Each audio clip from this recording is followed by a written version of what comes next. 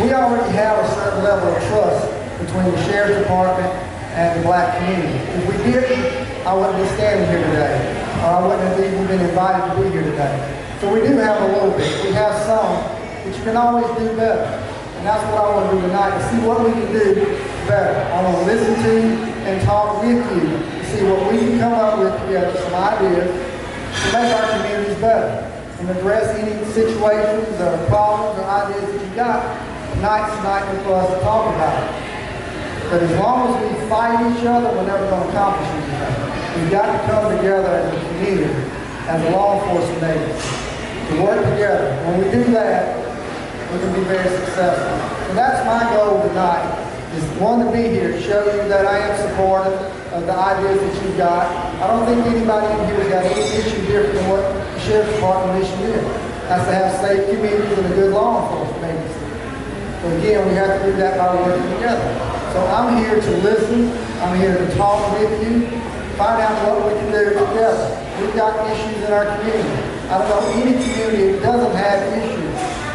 You can't solve them when you don't talk about them and you don't meet them head on head. And that's what we need to do, is talk about what can we do together to make things better for our community. This is our community.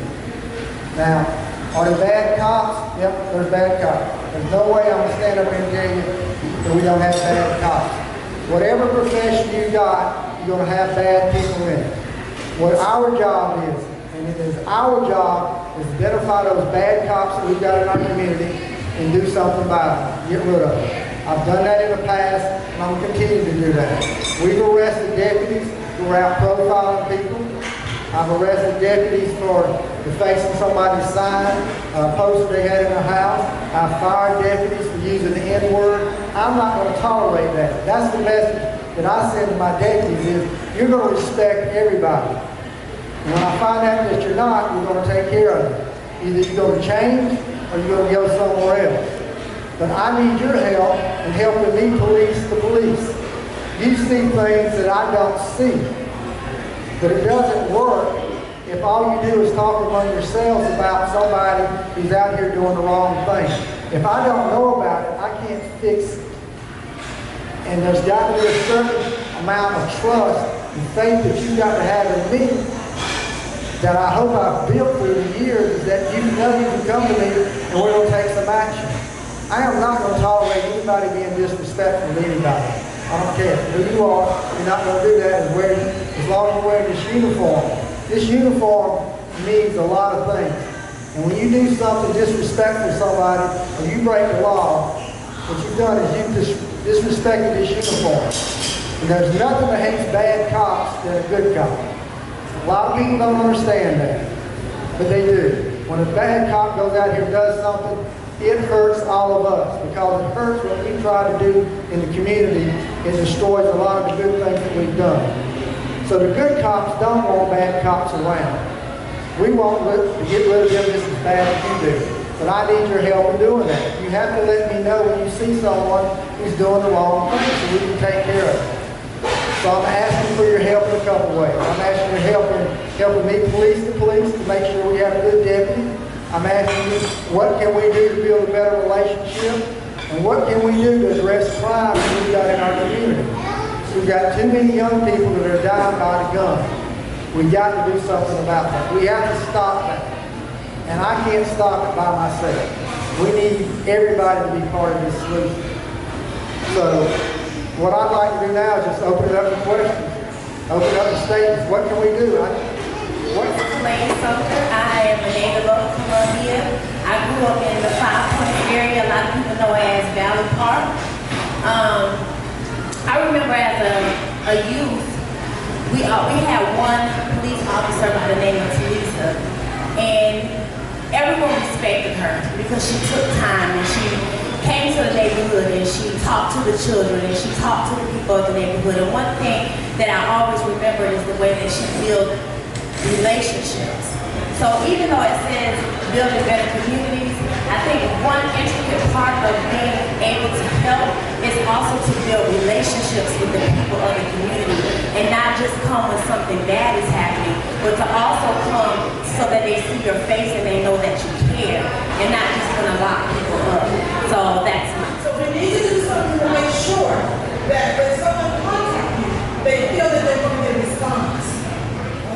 There's no need for me to talk to you at that point until we get all the facts. That's why we refer to internal affairs, let them do an investigation, and then they get the facts to me. All internal affairs complaints, I see the results of it. So I'll check on yours and see what happened, and see what went with it and follow up on it. The problem as far as we're talking about the community and the police department, like the young lady said, it's about relationships. So to get down to, I'm not here to complain, I'm here to talk solutions, you know. To start, I would say this, we gotta have locations, solutions. We got Sanders Elementary over there in Greenview. I mean, it's a building that's empty. I'm paying the Richland County Parks and Rec over $1,200 a week to give 880 kids a week to go somewhere for summer camp. And it's a proven thing. We deal with sports, literacy, arts, and media. So when we start talking about situations and doing different things, we gotta give back to the community. I see building better communities, but we gotta start dealing with the community and not just on crimes. Crimes happen when kids and adults can't deal with this, don't got economics, money. So you talk about a whole school that's empty, that's growing weeds inside and outside of the school. You know, and that's a problem. And I know a couple of years ago, you can say Greenview, North Main, Faribault had gang problems. 2 years ago, you could go out there and see 50 men playing basketball. That's Crips, Bloods, and Folks. And all of a sudden the goal's missing. So let's talk about solutions. I mean, it's not a knock to the police department. Y'all doing y'all job. Y'all hit up. A sign of success is when we prevent crime, and that's what we're trying to work is preventing crime so we don't have to lock anybody up. And I agree. So the prevention part comes back to economics and places to educate our kids on all levels. So when we got a school in our community that been empty over the past 8 years, it's a problem. And that's not a knock to you, that's a knock to the government, the local government. You get what I'm saying? And let me address that. We have been trying for the last 2 years to let the Richland 1 school district to allow the community to take over that school. And the school district won't allow it to do it. There's a gentleman in that neighborhood that him and I have been writing letters to the school district saying, please let the community have that so they can do exactly what you're... I agree with you 100%. It is going to waste sitting there. It is crumbling down. When you could use it, Greenview community could use it, it could be put to so many good uses, but there's other people who won't allow that to happen. I agree with you 100%. So to you, Mr. McDowell, you're on the city council, right? But he don't control that school. He don't. Well, he know who do. You get what I'm saying? And my point is this, like, I mean, the marching, the talking, that's cool. I have no problem with that. But you get worn out when you will never see solutions. And like you just said, he don't control it. But I mean, we've been trying to get those buildings, different buildings, and we get the same answer. I don't know, I can't do it. There's a lot of money floating around here. And the reason, and I'm not upset, I'm disappointed. And the point I'm saying this is, my organization is just not here. We're in Miami, we're in St. Lucia, we're about to open up in Trinidad. And you talking about a person who worked here for 6 years trying to do something locally and get doors slammed in my faces, but I go outside of my city and they open up. So to me, it's a problem here. From a local standpoint, it's not the people. I think, did you see in Thailand, in Bangkok, where the police and the community got together to go against the government?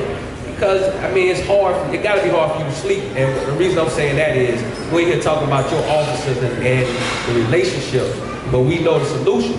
The solution is economics. We gotta open up all these vacant buildings around here. And to my understanding, don't you guys have a task force to get folks out of vacant buildings or something like that? I think I just read that. Out of vacant buildings? Yeah, like... So the city does. So we shouldn't have that task force if we give the community back that property to do great things. That's just my point. All right, have you invited us to come be part of your camp? I did, 6 years ago. I never got to meet. You could come to my camp, but this is my thing. The camp is great. I mean, like you said, relationships is great. But relationships is dead if we don't got the economics part. Right. What I'm asking you to do is invite us to come to your camps, invite us to be part of your camps.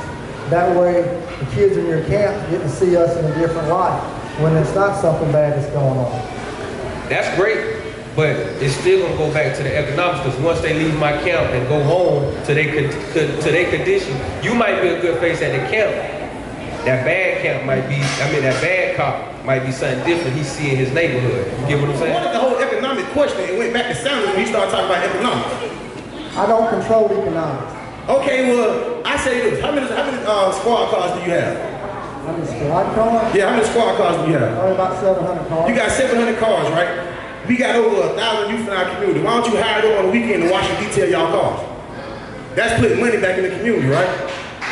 Yeah. And we talked about this. You said when you won the election, we was gonna sit down and talk more. I'm still waiting to have that conversation. I'm waiting on you to come in and see me.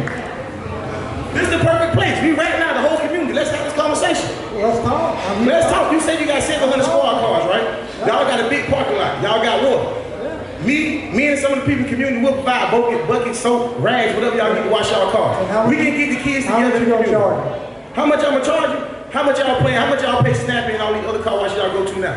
We don't. What contract y'all giving them? We don't have a contract. Individual deputies take care of the cars. Well, how much do they charge? We gonna charge y'all what they charge y'all. If they charge y'all $12, we gonna charge y'all $12. And you give it back to the community and you build a relationship like you say you wanna do. Cause why we trusting you with our kids to give them jobs? You set up a car wash, we'll be there.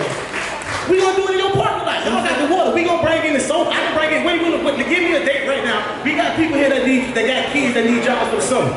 This man here got the buckets. I got the soap. Y'all got the water. We can easily come up with rags. You set the date in your parking lot. She said she'll bring the rags. You bring. Matter of fact, July 23rd, 2016, they have one right here. Why don't you tell all the deputies to come out there and get their car washed there and just support the community? The LOC been doing it. That's what we talking about. Economics. You want to build a relationship, let's build a relationship. So you'll be here. Y'all hear it. The whole community heard it. July 26th, his deputies will be there getting their car washed by the kids. Bring your kids out. You can get they get employed for one day by the LOC. Thank you. I want to say this. My son is a product. I'm a single parent. He's going through some of your programs, and I'm not here to bash you because I thank you as a single parent. I thank you for some of the programs that you do put out there. You know, I do wish that they had extended hours, so I didn't have to take off my job and take it to see some, you know, when it is time for him to eat, whatever. But I think that the community needs to know about the programs that you have in place for these children that are lost, because you do a lot for the community that the people don't know about. And you know, although it's on your website and it's a lot of different places, I don't think you get what you deserve.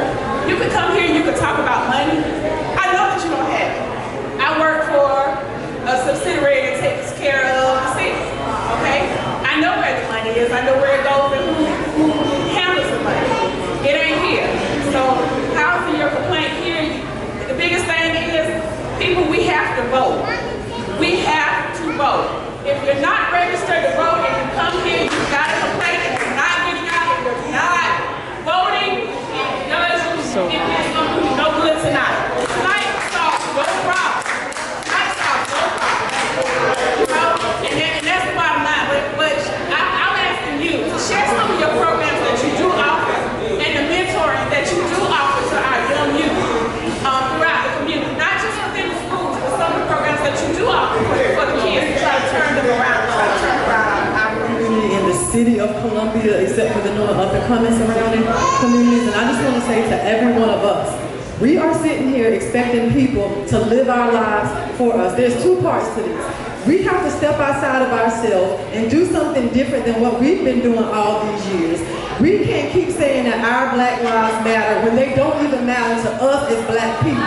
Every time, everybody's talking about boycott and all this stuff, but nobody wants to boycott Jordan.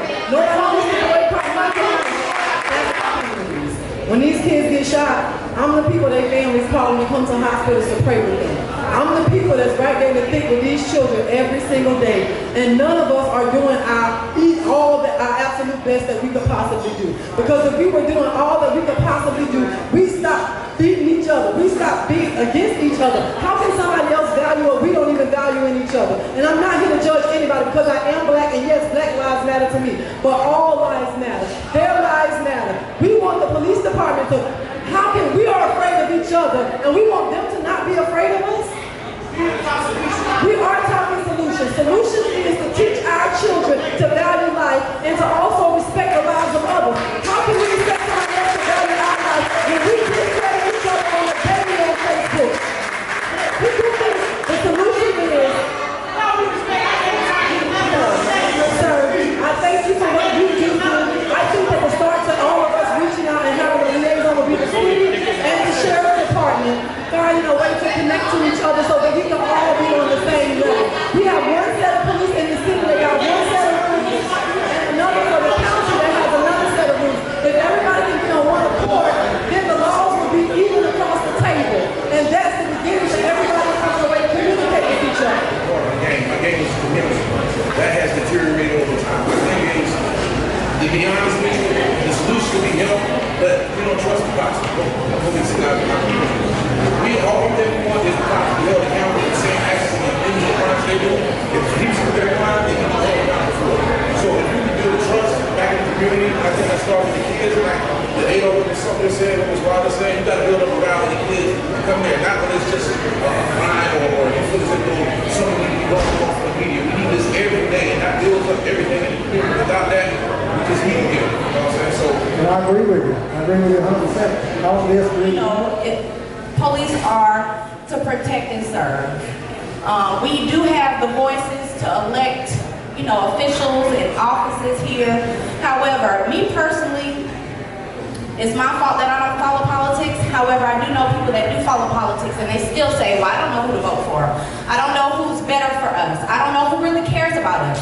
We don't see a lot of campaigns in our neighborhoods. We don't see a lot of people that come out and try to help our neighborhoods. We don't see a lot of people coming to help our neighborhoods. There is a lot of poverty that is causing crime. And me personally, I've been trying to find a job since April. I have a simple possession of marijuana on my record. That has been stopping me from getting a job. I have 3 children to provide for, nobody's fault but mine. However, I live here, I feel like I should be able to survive here, and I'm not. Now, I have the option to go out here and rob somebody. I have the option to go out here and prostitute. I have the options to do plenty of things that I don't want to do. All of those things that will land me in jail, but I have to provide for my children. We have to find a better way to get ourselves jobs.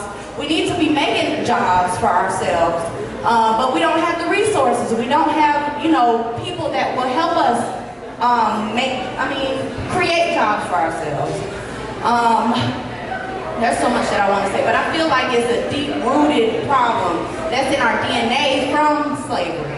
I don't know how we can change that, and I think it would take a long time for us to change that because it's embedded in a lot of our DNA, even white people's DNA. This stuff is deep, too deep for us to sit here and talk about and create solutions. We're almost arguing over stuff because we don't know where to start. We're not getting much support that I know of from many people here, but everyone has an opinion. All right, now he's back in this position. Give him a chance to see what he can do. If he don't do what we ask him to do or our demands, you vote him up out of here. We hold the power here. The thing is, we have to start informing each other because ain't nobody else gonna do it. The media is not gonna do it most definitely, and your boss man's job ain't gonna do it. We have to do it. Communities have to come together. If we do not come together, the same people we elect are the same. These are the people who's supposed to work in the best interest of us. If they do not work in the best interest of us, get them up out of there. Look here, what you can do, write your senators, write them, call them, tell them, look here, I'm your constituents. This is how we feel, this is how this community feels. If things are not done, get them out of there. We come to him with a lot of problems, but let's be honest, there's only a certain amount of things he can do when their main job is to protect and serve. And let's look at it like this. We don't want our kids exposed to seeing law enforcement all the time. Because when they see law enforcement, that's what happens. They get that little feeling, they find something wrong. Something wrong. It's not all the time good for them to meet law enforcement officers. Our problems are a holistic approach to it. All of us have to come together. They're just a spoke in the wheel. But it starts with all of us here. If we need recreation parks built, let's go to the city council and the county council and let's tell them we need it built. We can get them too. We can get their ass up out of here too, Steve. We can get them up out of here too. All right? One of the biggest problems is is that we don't have community anymore. Just like one of the old comedians said, we don't have Big Mama in the house no more. If you're a parent and you got your 15-year-old son outside with his pants hanging around his butt, and you know he outside smoking weed, get in his ass. I'm not here to judge nobody, but that young man sat here in the dress too about opening up parks and recreation with his pants around his ass. Come on now. We gotta be held accountable for our own self and our own family. He can't fix everything on his own. It's not his job to raise our kids. Come on now. Look now, one of the things that I would suggest, first of all, like the brother said earlier, right, we need to have a relationship with law enforcement. Yeah. The law enforcement that's in our community, they know nothing, absolutely nothing about the people in the community that get killed. Now, the other thing is, right, I want to know personally, why is it, right, that these officers, the bad ones, we know they're good ones, but the bad ones, why do they react in the way that they do? I would suggest, right, they're under certain types of stress and paranoia. They need to have periodical psychological assessment, and they need to have drug screening. They need to have drug. For instance, if I was a police officer, what would you tell me was the reason why I should draw a weapon and shoot, and especially an unarmed male or female? Somebody's life has to be in danger. Either that officer's life has to be in danger or somebody else. That is the only standard that you have for them to shoot their gun. Somebody's life has to be in danger. Is that just been South Carolina? My cousin, David Taylor, was pulled over by a state trooper. I know that's not your division, but he was running away from the police officer and was shot and killed, unarmed. Now when you say that they have to be a threat, That's not a justifiable shooting. that's not justice. Okay. Well, there's a lot of those situations. But the question, to be honest with you, hold on a second. The reason why we're here right now and Sheriff Defense is we need to know these questions, because I'm gonna be honest with you. You can sit here and fuss and argue all day long, but I did not see not one of you when we was in court trying to get this officer locked up. You had LeVar Jones with the court not too long ago, shot by officers right here in Richland County. I did not see many of you there. If we want to make change, we have to show up and make change. The court dates are public. Every court dates are public, correct? Court dates are public. If you do not know how to get in touch with somebody, please, BBC is the organization here to help you. We will show you, teach you, and tell you what it is in the community that you need to know. I am the father of a 19-year-old son. I have an 18-year-old daughter. I have a 16-year-old daughter. They're in the Lexington 5 district school system. I want to know, how is it that you can stand before all of these women and children, stand before this community? How is it that you can sleep at night when one of your officers at the time grabbed a little black girl, choked her out, snatched her out of her seat, and slung her across the classroom? And he wasn't charged with assault and battery, with intent to kill at all. And he's still not charged. And I am very, very, very concerned about that, Sheriff. I wonder how you sleep at night as a man.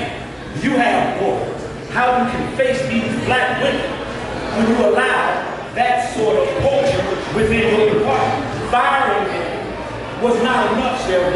He should have been charged. Like he was. By the Solicitor's Office in the United States government. That's who did the investigation, not me. They were the ones who were criminally charged me. But what I'm saying is, do you support him? Do you support him being federal charged? Do you support him being criminally charged? If they charge him, I support him. No, not him. Not him. Do you think that he should be criminally charged? I'm not going to pass judgment on it. No. I'll pass my judgment on it.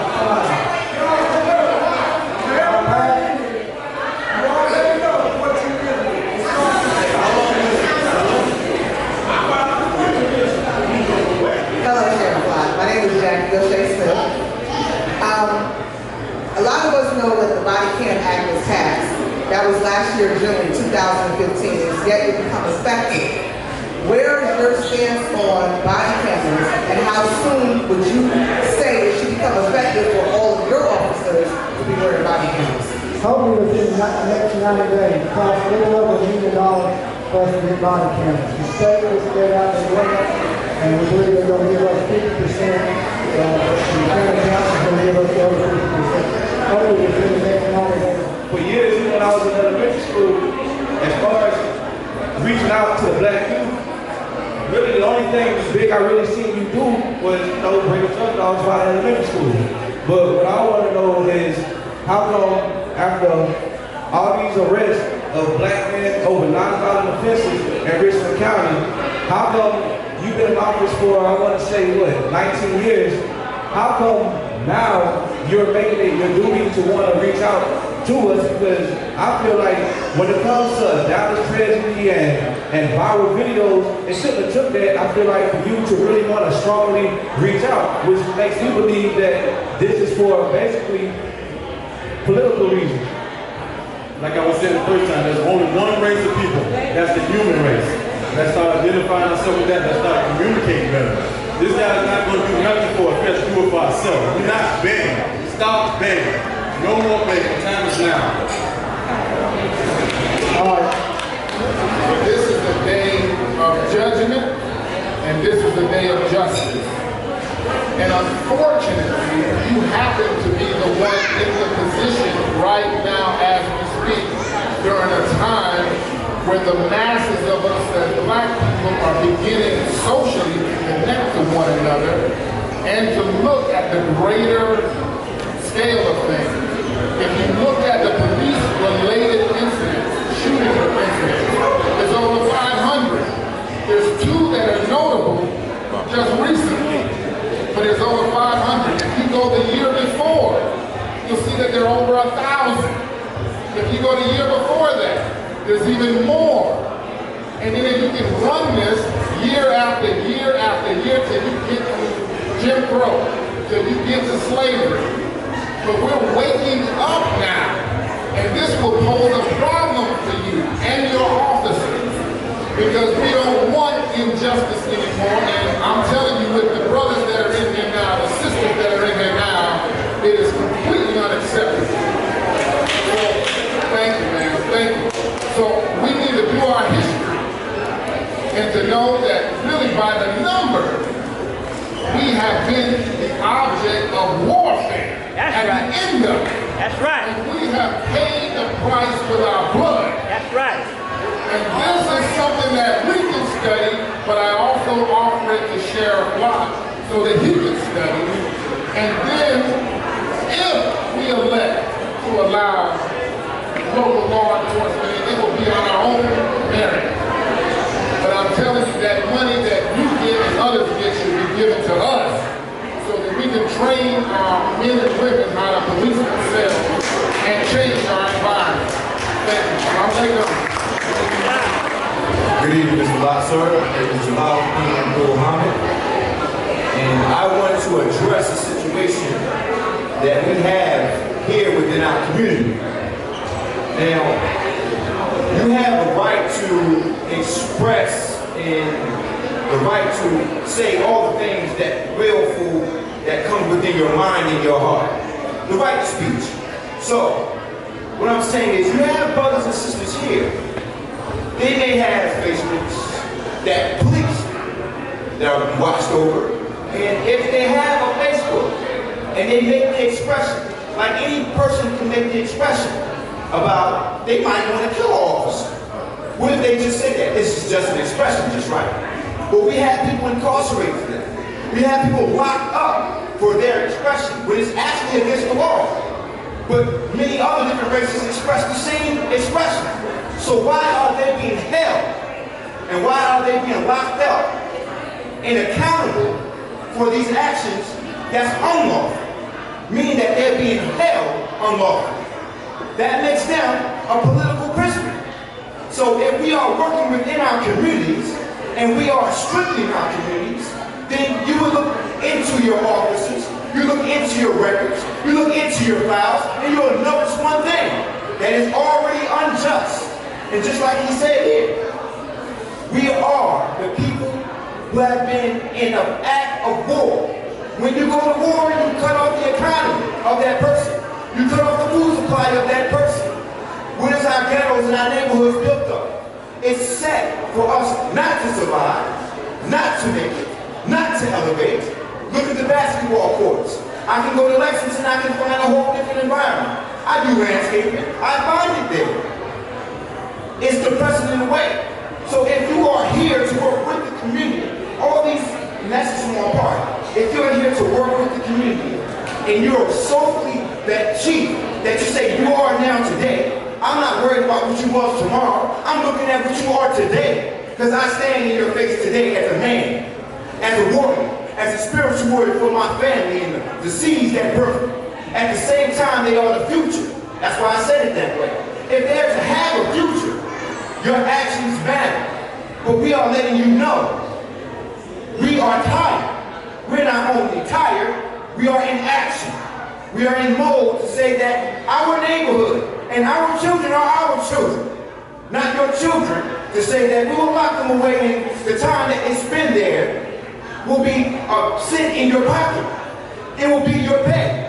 If you have an officer that steps out and says, well, I'm going to find me someone to lock up tonight, let's see what's going on, then you might want to question that officer.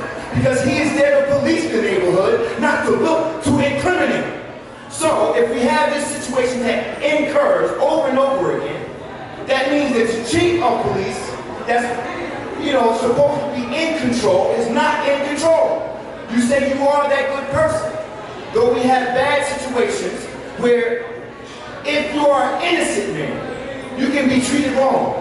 You can be an officer off duty and have this great melanin that I have and be treated wrong. What does that mean?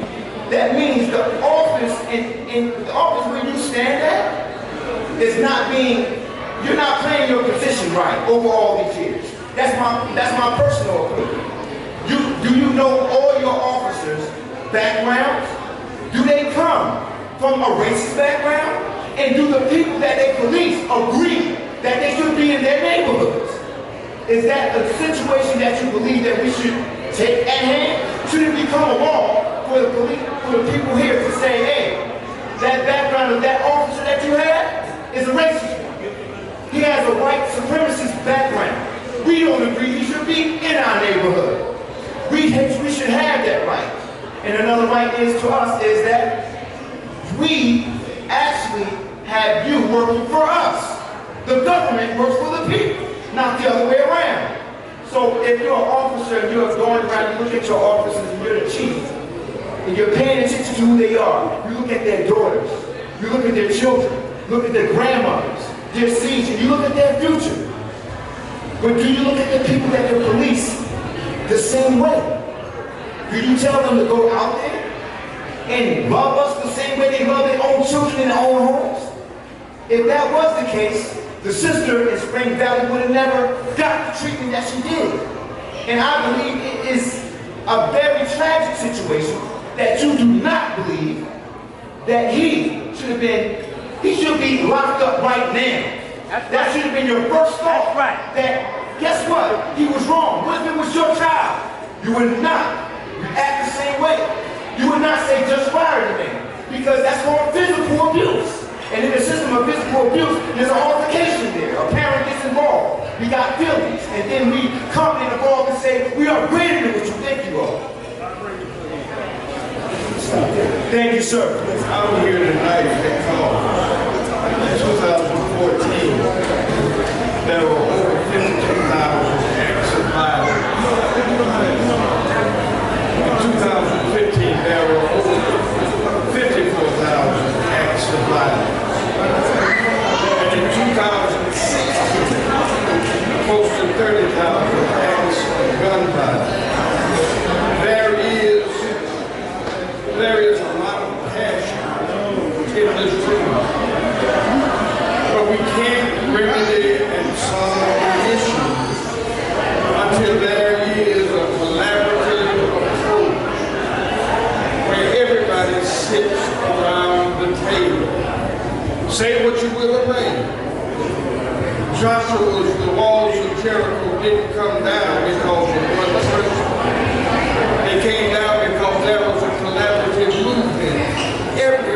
we've got to identify what our agenda is. We've got to identify that both Richland County and Columbia City Police have already started a collaborative operation. They've already started talking. That conversation started 2 days ago at City Hall. I'm sorry, at the police station. What are we going to do? Are we just going to talk, leave out of here, get under a tree, and continue to talk?